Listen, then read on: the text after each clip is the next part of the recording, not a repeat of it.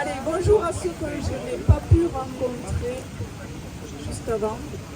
Je pense que nous avons maintenant donc coupé le ruban. Nous allons pouvoir commencer la série de discours, mais je vous préviens, déjà nous avons, je dirais, deux prises de parole. Donc celle de Denis Brun, l'adjoint en charge du projet, et moi-même. Alors je voudrais donc d'ores et déjà remercier la présence de monsieur le député, cher Jean-François, qui est parmi nous, et je sais que Jean-François est très très attaché au canal. Merci à toi d'être là.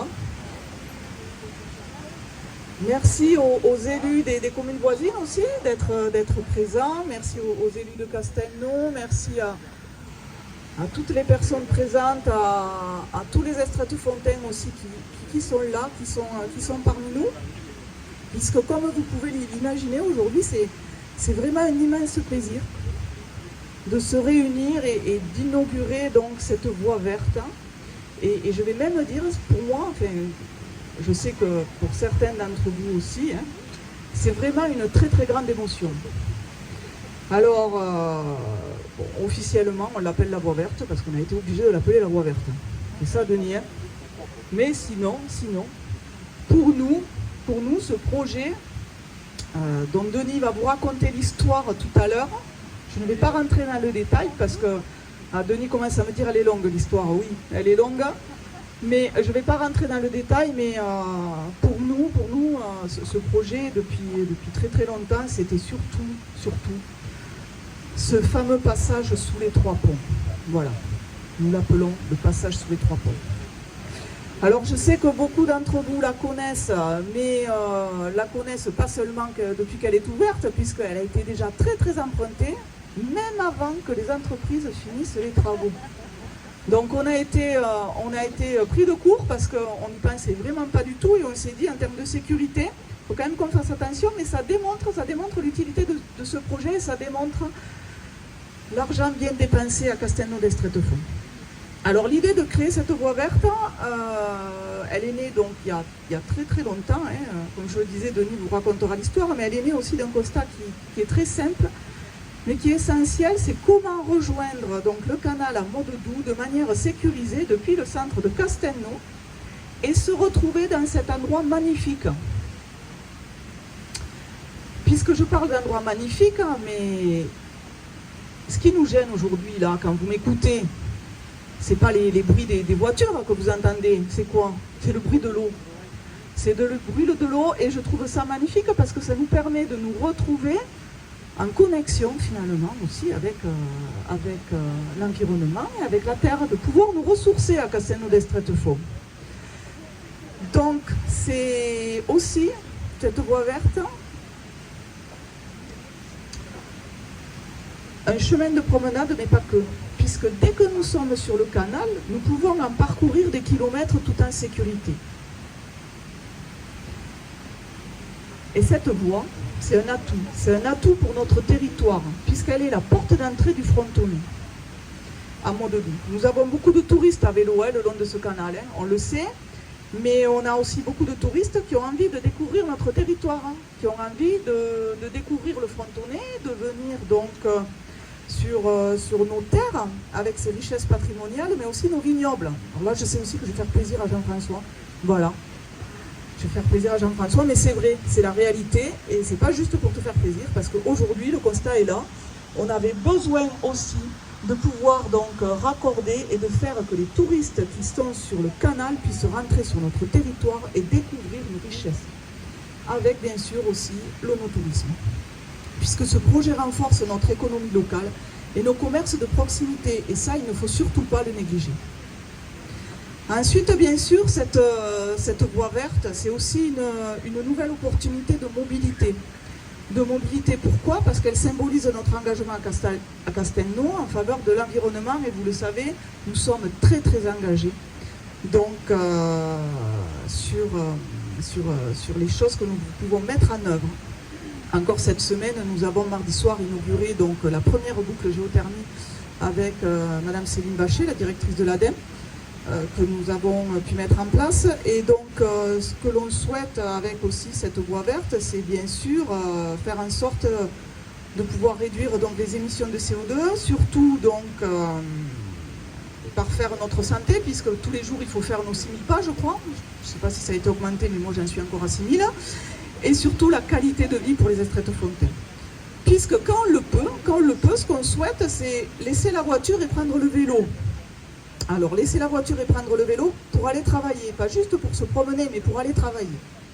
Et ne pas perdre son temps dans les embouteillages, parce que maintenant, vous le savez, le nord toulousain commence à être très très embouteillé. L'air des 820 a énormément de voitures tous les jours qui passent. Nous avons un projet de peut-être un troisième pont sur la Garonne, mais pour l'instant, nous y avons travaillé les 2 ans passés et nous espérons qu'un jour il verra, je dirais, le jour, mais bon, ça c'est encore un autre sujet. Mais aujourd'hui, nous savons d'ores et déjà que nous pouvons faire de l'écomobilité, donc, et se déplacer sans polluer, même pour aller travailler, si bien sûr c'est possible en fonction de là où on travaille. Je vous dis ça pourquoi? Parce que l'autre jour, en visitant une entreprise d'Eurocentre, j'ai un directeur qui m'a dit et qui nous a félicité, donc les élus de Castelnau, pour cette mise en œuvre de cette voie verte.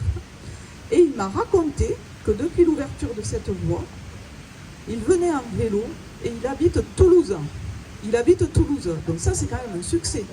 Avoir aujourd'hui des gens qui travaillent sur notre pôle économique d'Eurocentre avec plus de 3500 emplois, je le rappelle, sur cette zone, et le directeur lui-même qui donc s'engage, qui vient travailler en vélo et qui donc aussi montre l'exemple donc à ses salariés.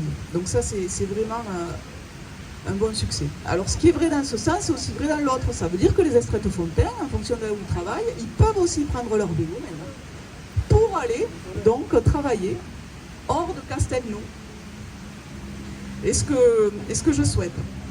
Alors bien sûr, l'usage essentiel de cette voie pour tous, puisqu'on peut le voir le week-end, c'est un espace de promenade, c'est un espace de détente, de sport pour les Estrettes-Fontaines.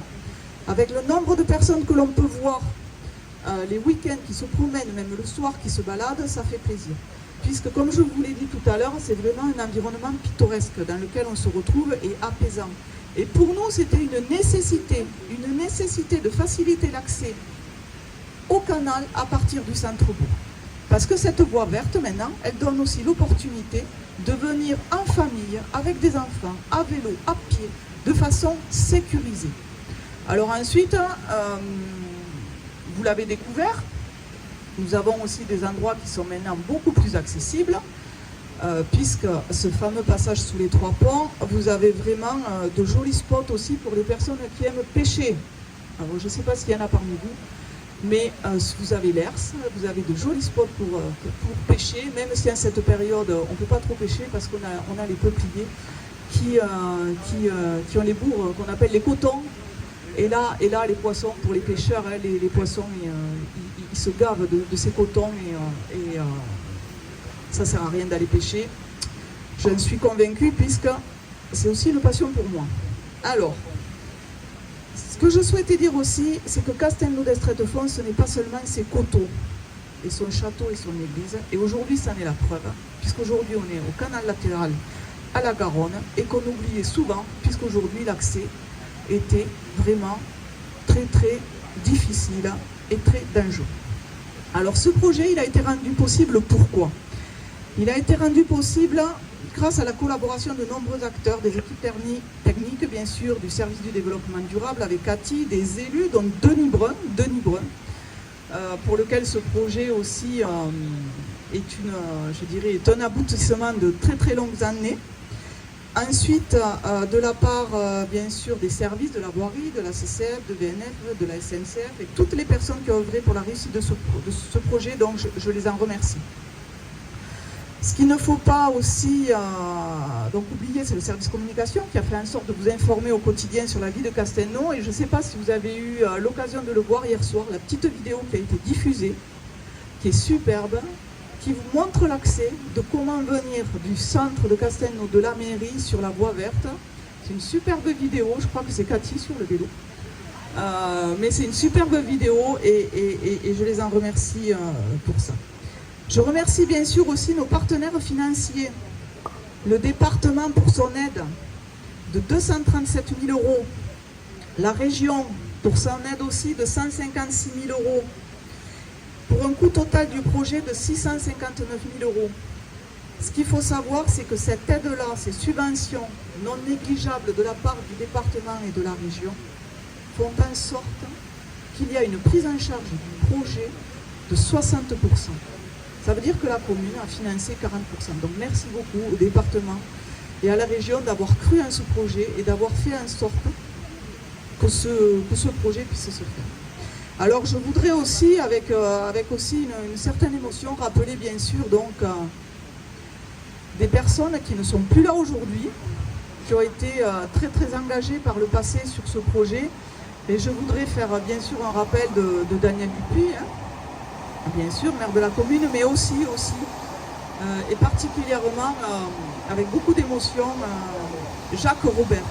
Jacques Robert qui était premier adjoint de 2014 à 2017 sur la commune et qui avait un rêve, c'était donc de pouvoir passer sous ces 3 ponts et rallier donc le canal de façon très sereine et de façon facilitée. Donc voilà, un petit rappel par rapport à tout ce que Jacques a pu faire aussi. Et bien sûr aujourd'hui, ce que je peux dire pour terminer ce discours, c'est que notre rêve, que ce soit à vous les Estrettes-Fontaines, à nous les élus, c'est que ce projet soit enfin devenu réalité. Merci.